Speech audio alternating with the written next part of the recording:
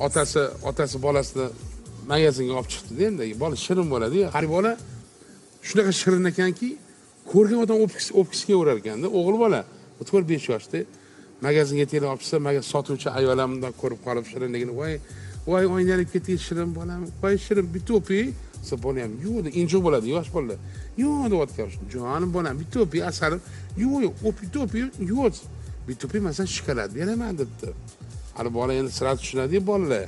Yuzini tustirib o'ptirsa, sotuvchi ham bitta Snickers bilan Bounty olib qo'liga beribdi. Bola xursand.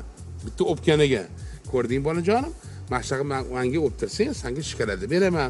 Tursa adasi havos kerak, bir pas engashib, singlim, meni ham yuzimdan o'pib qo'yib, 2 kilo shakar bilan 4 ta yog' berib yuboring deyapti. Odi ham bu narsani bo'lib qoladigan ro'zg'origa.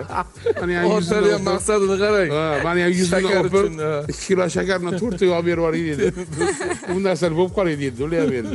Chunki bolalarimiz zo'r.